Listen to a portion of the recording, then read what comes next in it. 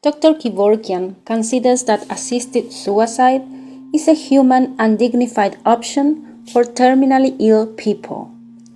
For Kevorkian, death, just as life, is an elemental right and it shouldn't be denied.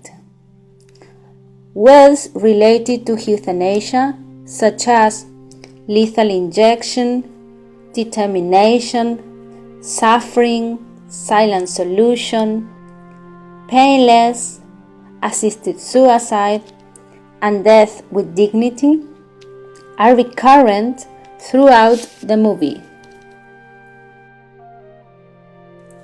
In 1999, in his fifth trial, he received a maximum sentence of 10 to 25 years for second-degree murder and delivery of a controlled substance.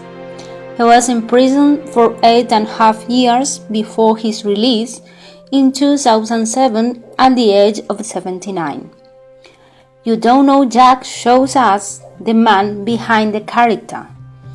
It tries to get us to better understand Kevorkian's cause. In spite of his arrogant personality, Dr. Kevorkian can be deeply compassionate with his patients whose suffering he agrees to end. He starts his crusade for assisted suicide and persists on it out of genuine vanity. At the beginning of the story, Julia and Rosa have one point of view related to euthanasia, which changes after knowing Ramon more deeply. Julia is initially associated with the legal team that wants to take on the challenge of helping Ramon die. However, over the course of the film, as she falls in love with Ramon, learns more about him, and her own condition deteriorates, it becomes apparent to her that she doesn't really want to help Ramon die, because she values his life too much. On the contrary, when Rosa meets Ramon, she tries to convince him that even though life is full of pain, it's worth living. As she falls in love with Ramon, and he gives her the strength to live, she finally agrees to help him to die.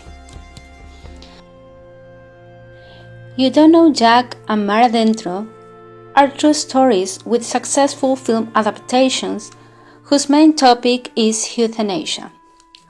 Although both movies differ in aspects such as characters, plot, languages, and setting, they have some points in common, such as both main characters were real people, and both stood up for euthanasia as a right. To begin with You Don't Know Jack, it is a biographical film which shows us Dr. Kevorkian's personality, attitudes, and his crusade in favor of the legalization of assisted suicide. The movie also includes the recordings of some patients who received Dr. Kevorkian's help to end their own lives. Dr. Kevorkian became a public enemy, and many people believe that he played to be God. On the other hand, Mar Adentro tells the story of Ramon, a ship mechanic who is left quadriplegic after a diving accident. He wants to die because he believes that there is no dignity in the way he lives. The movie's focus is on Ramon's daily life and his influence over the different characters that surround him.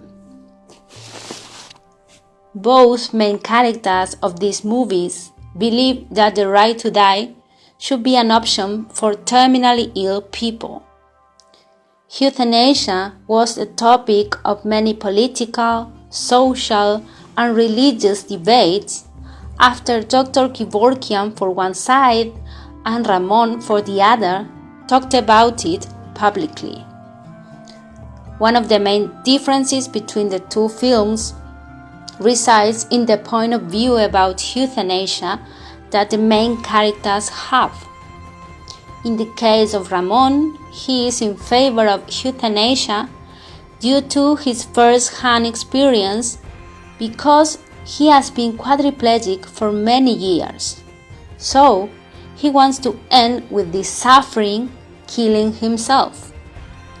In the case of Kevorkian, he is witness of other people's suffering.